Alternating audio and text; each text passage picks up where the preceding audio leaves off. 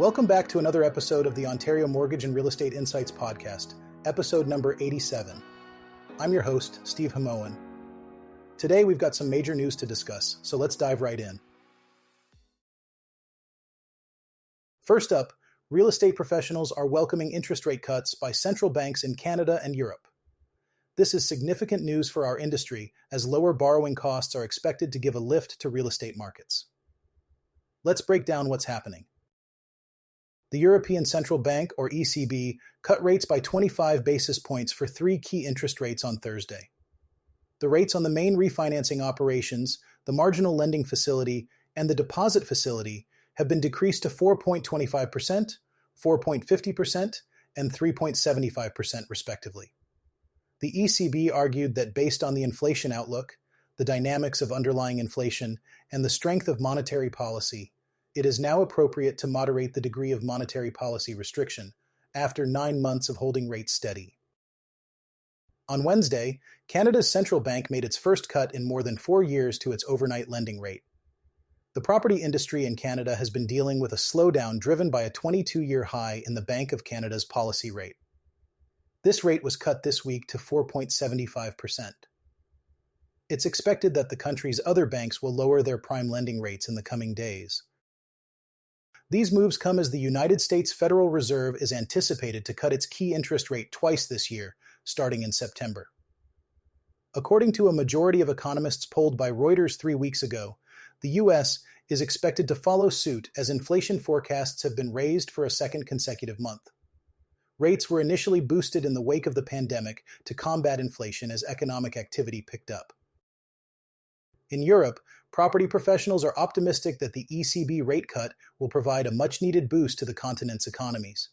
They believe it will make it easier to refinance loans against properties purchased before the series of interest rate hikes that began in early 2022.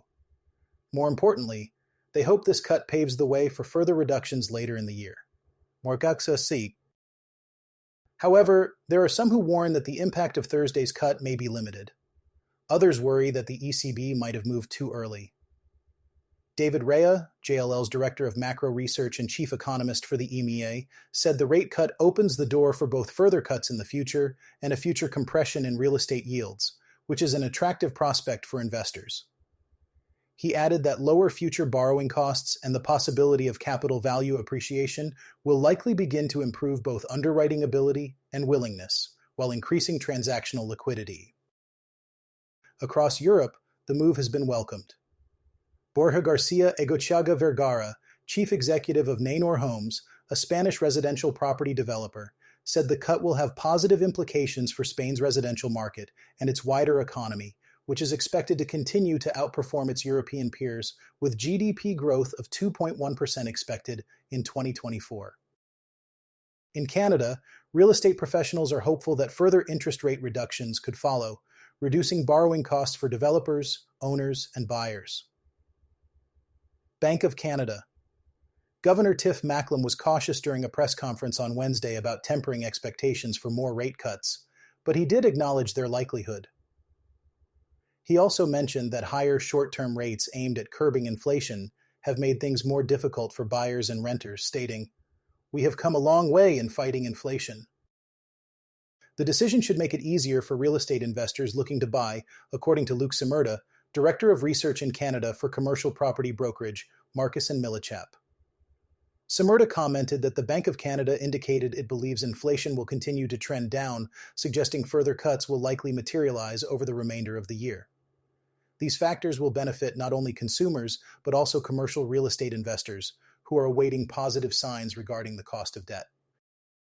He added that a 25 basis point cut in the overnight rate may not cause a wave of investment activity immediately, given that most commercial mortgages are priced off longer-term bond yields, which have largely been stabilizing around their expected values. However, he noted that it signals to the market that borrowing costs are coming down, providing renewed confidence for many commercial real estate investors.